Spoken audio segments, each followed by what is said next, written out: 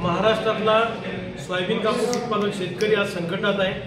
अर्थात सर्वच पिकांचा शेतकरी संकटात आहे।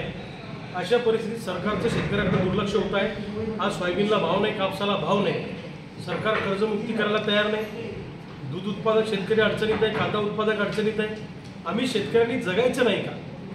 सोयाबीन कापूस उत्पादक शेतकऱ्यांना किमान सोयाबीनला 9,000, कापसाला 12,500 रुपये भाव मिळाला पाहिजे। आयात निर्यातीच्या धोरणामध्ये बदल झाला पाहिजे।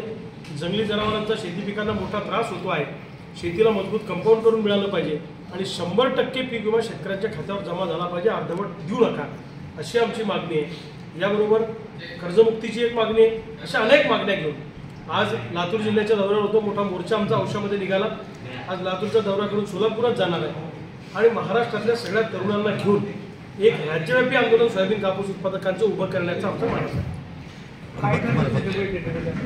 आमच्या बैठकीमध्ये राज्यव्यापी एक मोठं आंदोलन उभं करायचं, शेतकरी शेतमजूर आणि निराधारांना घेऊन।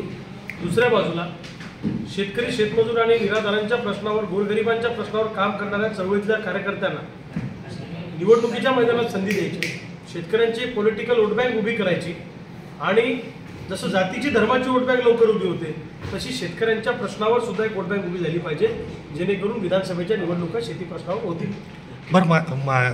गत वर्षीच्या खरीपाचा पीक विमा अजून भेटलेला नाही। सध्या काही ठिकाणी पाऊस नसल्यामुळं आणि काही ठिकाणी वन्य प्राण्यांमुळे नुकसान होत असल्यामुळे शेतकरी अडचणीत आहे आणि सरकार या प्रश्नांकडे लक्ष द्यायला तयार नाही। विमा कंपन्यांचा आणि सरकारचं साठलोट आहे। हजारो कोटी रुपये या विमा कंपन्या जमा करतात आणि वाटताना शेकडो कोटी रुपये वाटतात। या विमा कंपन्यांचा आणि सरकारचं साठलोट असल्यामुळे ते त्यांच्यावर कारवाई करत नाही।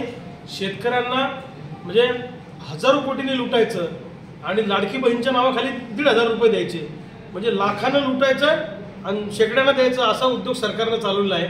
50,000ने खिसा मारायचा आणि भाड्याला 500 रुपये त्यातलेच काढून द्यायचे, अशी सरकारची अवस्था आहे।